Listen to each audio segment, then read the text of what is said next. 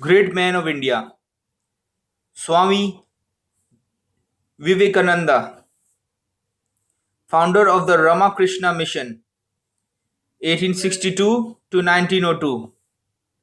Swami Vivekananda, one of the most notable figures in the social and religious development of modern India,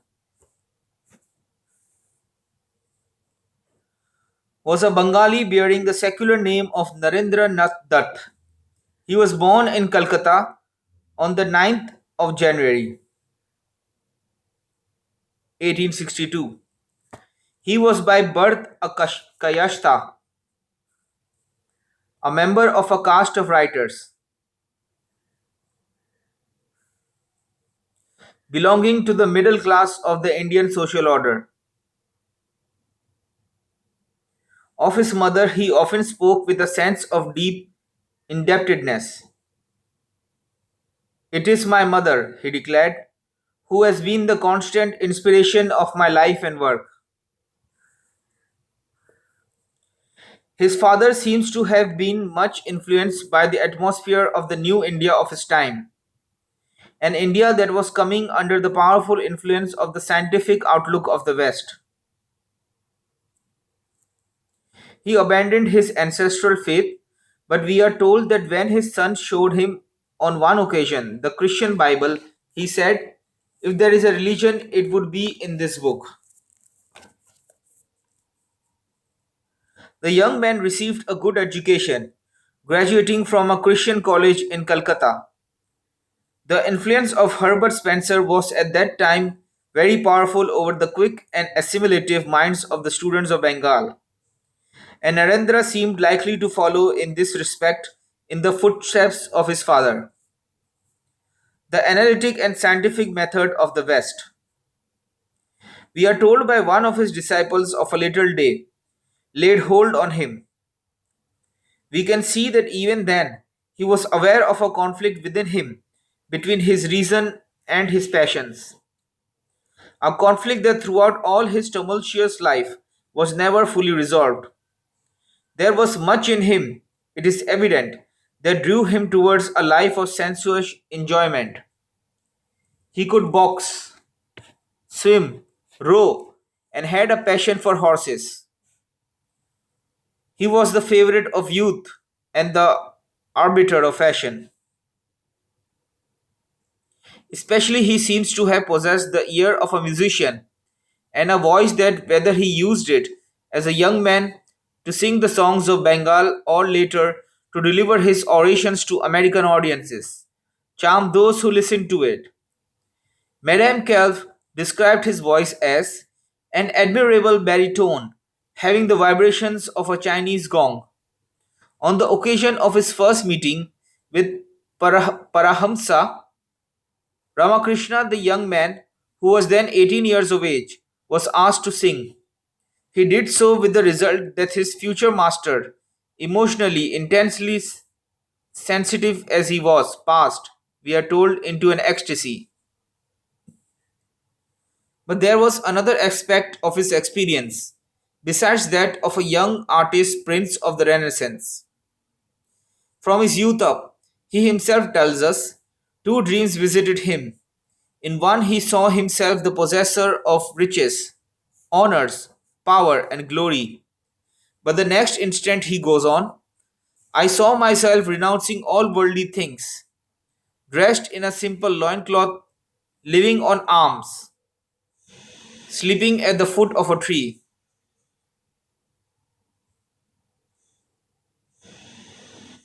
When the tumult of his restless life was dying down and the end was at hand, he delivered this verdict. More and more, the true greatness seems to me to be that of the worm doing its duty silently, from moment to moment and hour to hour. There was little of the silent worm about Vivekananda at any period of his life, but perhaps one can understand better the clamorous energy of his career if one remembers that always this ideal lay behind it and never ceased to beckon him. To understand the spiritual discord of which Narendranath thus was already aware, we must have some conception of the atmosphere which he breathed as a student in Calcutta, India, in the decade during which he was at college, was entering upon the gradual process of its awakening to a new interest in its national and spiritual heritage. The period of docile submission to the forces that for some time had been invading India was passing.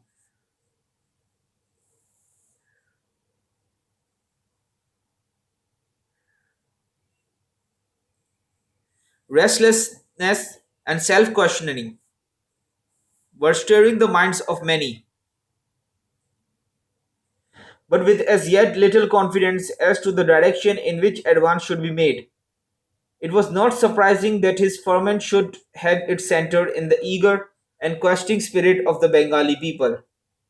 A generation had passed since the death of Raja Ram Mohan Roy, the first of the great men of modern India, and a different temper from his was now abroad in the land. The Samaj movement, of which he was the initiator, was beginning to lose its impetus and to exhibit symptoms of a divided purpose. Narendra had come for a while under the influence of the Brahmo Samaj leaders, but their rationalistic theism and their Puritan ethics did not long satisfy him, not even when these were modified by the emotionalism of Keshav Chandra Sen and were proclaimed with his powerful eloquence. Another influence more truly Hindu and more attuned to the mood of this young paladin and to the nationalist pride beginning to stir the hearts of many like him was about to lay its grasp upon him and bring his hesitations to an end. This influence was that of an unlettered Brahmin, ascetic called Ramakrishna, who by the spell of his personality was drawing to himself great numbers of those who, in Calcutta and the country round about, were looking for a guide to lead them out of their perplexities. This is not the place in which the story of this remarkable man can be told. Max Muller first made him and his teaching known to the West, and his extraordinary qualities have not ceased since then to interest and attract students of Oriental mysticism. What concerns us is to understand what it was in him that brought this young seeker so completely into subjection to his spirit. At what date Narendra first saw his master seems to be somewhat uncertain. It may have been when, at the age of 18, he, with some student companions, met him in the house of a friend, and the seer perceived the great qualities in him and set himself to win him. The story of the struggle in Narendra between the advanced views he had imbibed in the halls of the Brahmo Samaj, and the very different message of this Hindu who followed old ways and claimed to have reached through them truths hid from the learned need not be related here. How it ended may be told in the words of one of Narendra's fellow students. Afterwards, a distinguished teacher and scholar, Brajendra Nath Seal, he is describing more than 20 years afterwards the change that was wrought at this time in his friend by the influence of Ramakrishna. I watched, he says, with intense interest the transformation that went on under my eyes. The attitude of a young and rampant Vedantist, come Heligan, come revolutionary, like myself towards the cult of religious ecstasy and Kali worship may be easily imagined, and the spectacle of a born iconoclast and freethinker like Vivekananda, a creative and dominating intelligence, a tamer of souls, himself caught in the meshes of what appeared to me an uncouth, supernatural mysticism, was a riddle which my philosophy of the pure reason could scarcely read at the time. What he saw of this change and of its source in Vivekananda's master, who had brought it about in his disciple, seemed to this observer to prove that Vivekananda obtained somehow the firm assurance he sought in the saving grace and power of his master, and that in the strength of this assurance he went forth preaching and teaching his message. We need not, however, accept the explanation of onlookers as to the change wrought in Narendra by the man whom he always called his master, and of whom he wrote, "If there has been ever been a word of truth, a word of spirituality, that I have spoken anywhere in the world, I owe it to him." He himself tells us how in the early days of their acquaintance he asked Ramakrishna, "Do you believe in God?" And the reply he received was, "I see him, just as I see you here, only in a much intenser sense."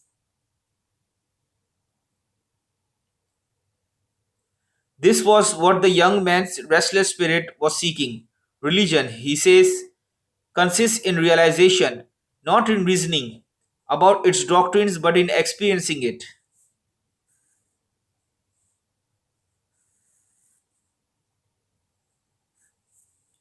Two ideals that he found in this religion of realization were, first, renunciation, and second, the unity of all religions. As regards the former, he could affirm of Ramakrishna that man was the embodiment of renunciation. He could equally have said that he was the embodiment of religious universalism. It is not necessary, nor perhaps possible, to prevent Vivekananda's religious beliefs as a consistent whole. What is important is to note the power that they had over him and how he sought to proclaim them as a message both for India and for the world. Dr. Brajendra Nath Seal, who has already been quoted, sums up this message as the creed of the universal man and the absolute and inalienable sovereignty of the self.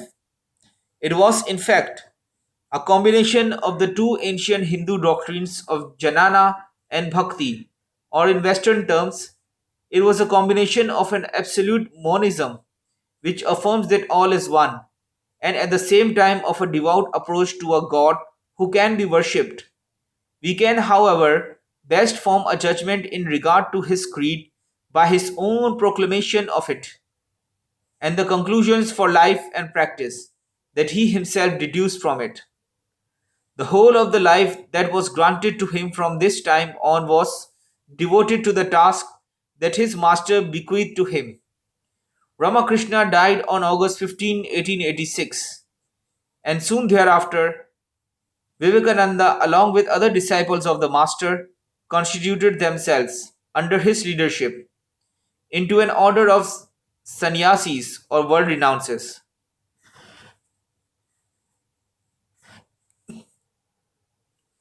The name that the head of the order himself adopted was Vivekananda, suggesting a combination of discrimination and joy as his special characteristics. The next 6 years were spent by him mainly as a wandering ascetic in preparation for the work that was to come. Words that he is said to have uttered at Benares during this period may be taken as representing what was passing within his mind. "I am going away," he said, "and I shall never come back till I can burst on society like a bomb and make it follow me like a dog." That opportunity came to him when his years of preparation completed. He emerged at Madras at the close of 1892, ready to go forth in the name of India to America, in behalf of the people and the poor. He left Bombay on May 31st, 1893, traveling by way of Japan to Chicago, where was to be held a parliament of religions in connection with the World's Fair in that city. He said only the vaguest idea, it would seem, of what he was going to take part in. But there was a fire within him that drove him on. "It is," he said, "as if I were about to blaze forth. There are many powers in me. It appears to me as if I could revolutionize the world." His confidence in himself proved to be fully justified. Clothed in a dazzling robe of red silk, and wearing the yellow turban of the sannyasis.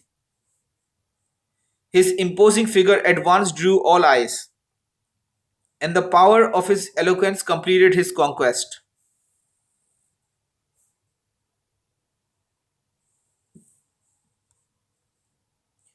What his audiences thought of him may be indicated by what the Boston Evening Transcript testifies. At the Parliament of Religions, we are told, they used to keep Vivekananda until the end of the program to make people stay till the end of the session. When people grew tired and wanted to go away, the chairman would intimate that Vivekananda would be the last speaker. Then he would have the peaceable hundreds perfectly in tether. They would sit smiling and expectant, waiting for an hour or two of other men's speeches to listen to Vivekananda for 15 minutes. He remained in America until August 1895, and during that time, he accomplished an immense amount of work and gathered to himself a considerable number of disciples.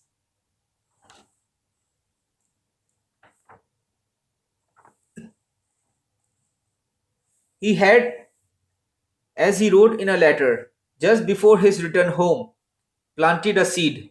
It is already a plant, he goes on, and I expect it to be a tree very soon. I have got a few hundred followers. I shall make several sannyasis and then go to India, leaving the work to them. His letters to his friends in India during these years indicate how his hopes soared and died down again with his changing emotions. Sometimes he was weary of being treated as if he were a circus turn. I think I have had enough, he wrote after he had been a year in the country, of newspapers blazoning and the humbugging of a public life. But the burden of his letters to his disciples in India is a reiteration of the charge to work, work, work. He felt increasingly, as he traveled about the land, the need that India should exchange its apathy for energy if it was to be lifted from poverty and degradation. I do not believe, he wrote, in a God or a religion that cannot wipe the widow's tears or bring a piece of bread to the orphan's mouth.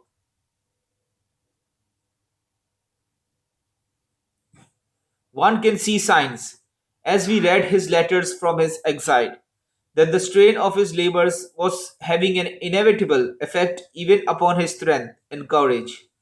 So he breaks out on one occasion: I see a greater power than man or God or devil at my back. I want no one's help. Before he set out from India on his journey, he had said in Madras that the Hinduism of the rishis must become dynamic, but the force he was daily expending in his speeches, every lecture, it is said, was a torrential improvisation, could not but exhaust him, and this was the more inevitable in that he was carrying with him all the time the disease of which he died. In addition to his lectures, he found time to write his chief work, an exposition of Raja Yoga, a book which is said to have attracted such different personalities as William James and Leo Tolstoy. The Swami, before finally leaving America, paid several brief visits to England as well as to Switzerland. Of his experience in England, he said, after his return to his own land, no one ever landed on English soil with more hatred in his heart for a race than I did for the English. There is no one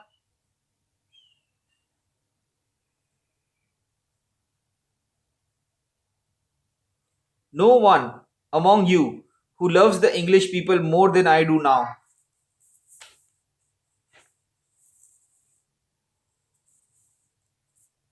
While he was there, he paid his homage of reverence to Max Muller, in whom he perceived what was to him the summit of all attainment, a soul that is every day realizing its oneness with Brahman. There also he found new disciples. some of whom proved the most devoted of all his followers. One of these was Margaret Noble, of whom Romain Rolland writes, "The future will always unite her name of initiation, Sister Nivedita, to that of her beloved master, as Saint Clare is to Saint Francis. Although," he goes on, "the imperious Swami was far from possessing the meekness of the poverello. She outlived her master, giving herself to a life of service in Calcutta and conducting a school for girls in her own house. The Swami so succeeded in her case in Hinduizing her thoughts and her habits that she shared in his worship of Kali the Mother, and indeed went far beyond him in glorifying Hinduism and Hindu life."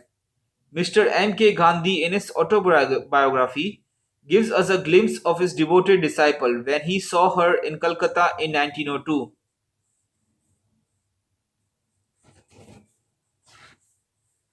"I was taken aback," he writes, "by the splendor that surrounded her, and even in our conversation there was not much meeting ground. But if to him and to Mr. J. K. Gokhale this lady seemed volatile, we find no indication of that in the years of service and that she gave to her adopted land. And when in 1911 she died, there was a remarkable demonstration of reverence for her among the Hindus of Bengal." Along with his little group of disciples, the Swami landed in Colombo in January 1897. By that time, his name was famous throughout India, and the story of his Western triumphs had done much to restore to India the sense of self respect that was slowly being recreated. In consequence, his journey north from Colombo to Madras and Calcutta was a triumphal progress. Vivekananda's energies had revived again after the weariness and depression into which he had sometimes fallen. "My day is done," he had said, but now refreshed in body and stimulated by the enthusiasm of his welcome back to India, his hopes blazed up again, and a new plan of campaign was announced in Madras. He still cherished great expectations from his work in America and England.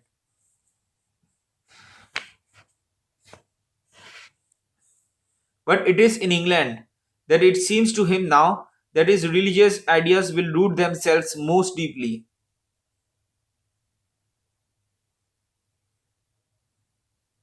"Before many years elapse," he declares, "a vast majority of the English people will be Vedantists.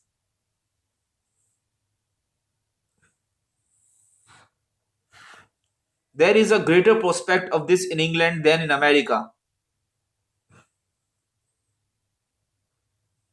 You see, Americans make a fanfaronade of everything, which is not the case with Englishmen.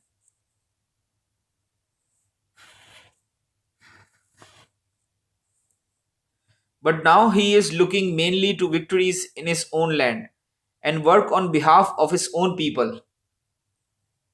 He had gone to the West in the hope of raising a large sum of money, which he might use for the uplift of his people from their poverty and degradation. In this he had not obtained any great success. Now he turns his reinvigorated energies to arousing in his own fellow countrymen the spirit of help and of compassion for the poor.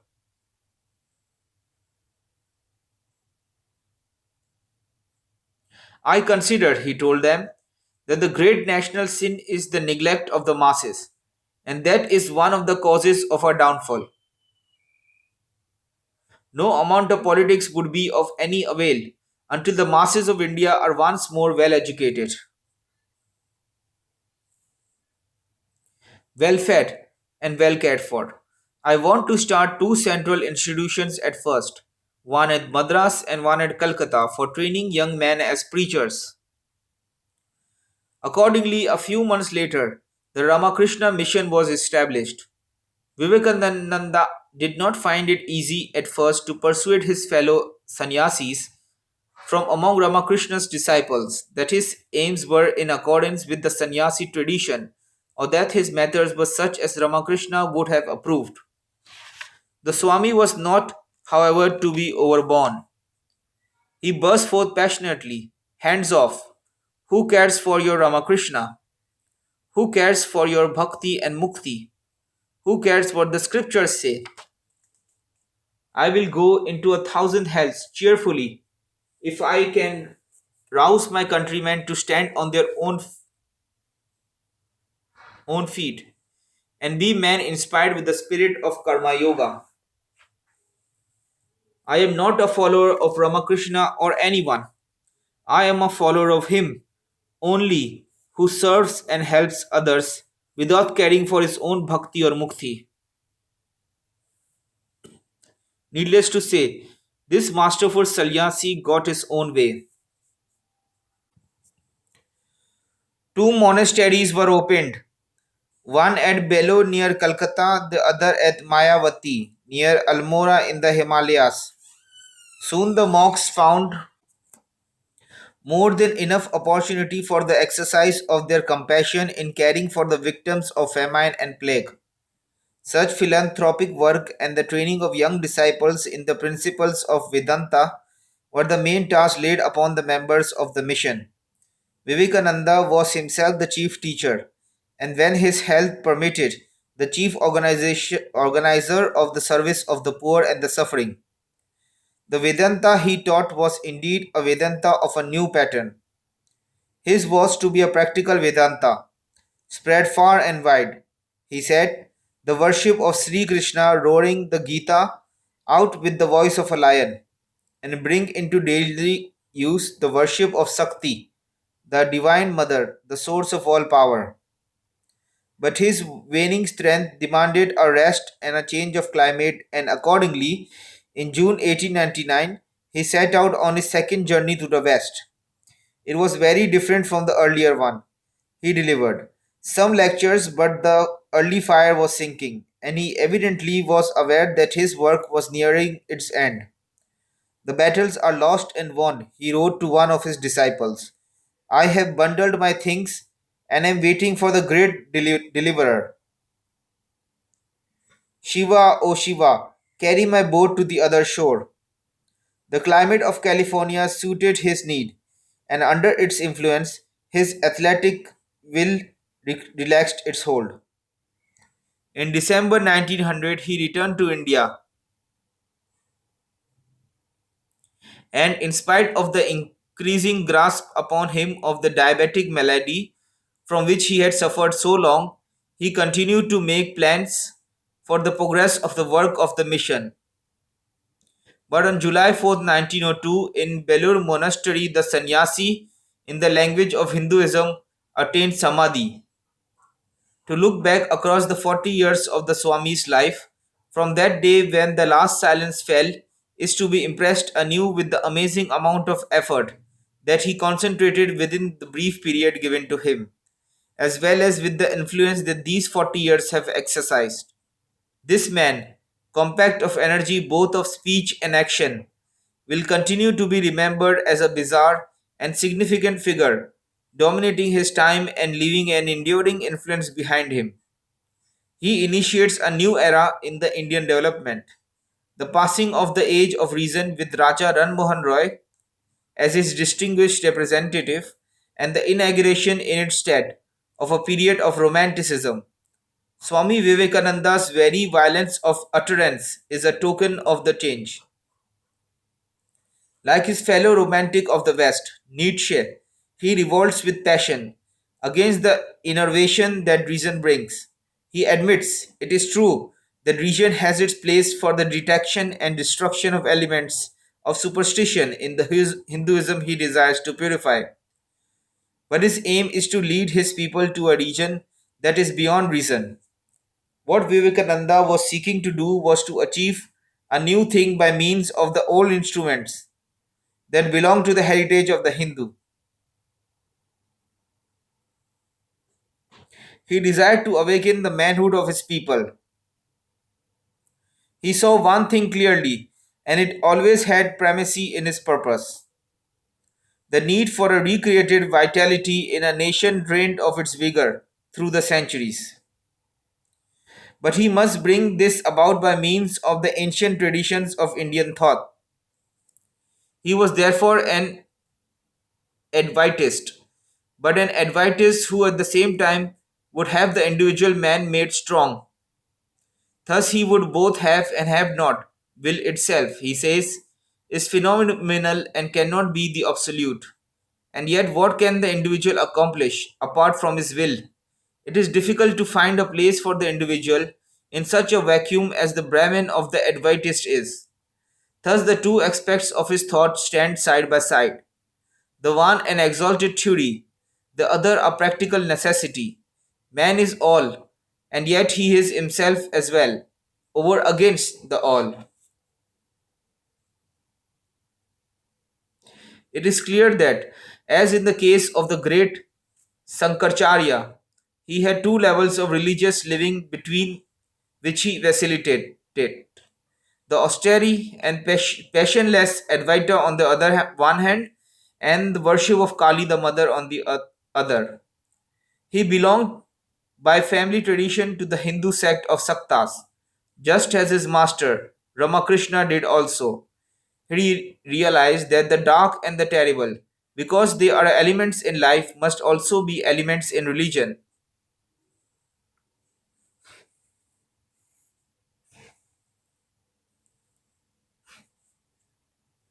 As we have seen, he was not content with the rationalistic religion of the Samajists, but passing beyond them, found himself in the strange and terrifying company of the deity of destruction. If God is the all, then the most revolting things must be included in his being. When Sister Nivedita went to her master with her hesitations on the subject of the bloodshed before Kali, his only reply was, "Why not a little blood to complete the picture?" His fellow Hindu Mahatma Gandhi was not able to view the Kali Ghat with such equanimity. In a poem addressed to the goddess with the appeal, "Come, mother, come," Vivekananda says, "Who dares misery love and hug the form of death? Dance in destruction's dance, to him the mother comes." Thus he found in this grim mother an object of worship that could satisfy him when his heart could not be content with the empty name of Brahman. Kali, for him, as for many others in Bengal in that period of awakening patriotism, was in fact a symbol of India, the motherland. Yet another element in the message of which this prophet felt himself to be the bearer was the unity of all religions. This follows naturally from the view that everything is God. The religions of the world, therefore, are but various phases of one eternal religion.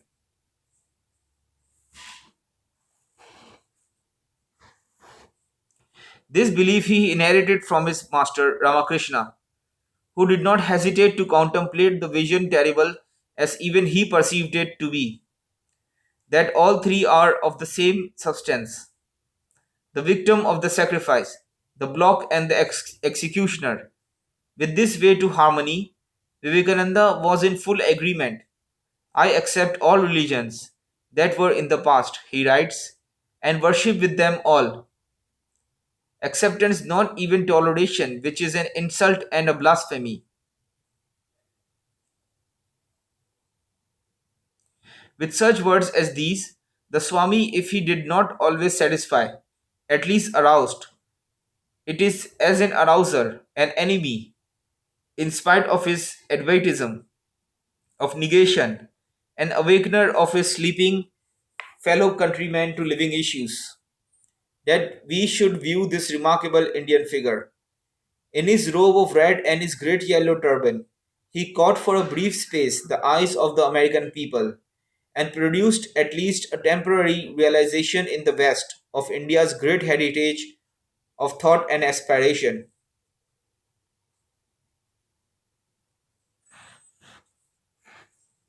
But the Swami's abiding significance lies in what he accomplished among his own people, kindling a flame from the dying embers of their past.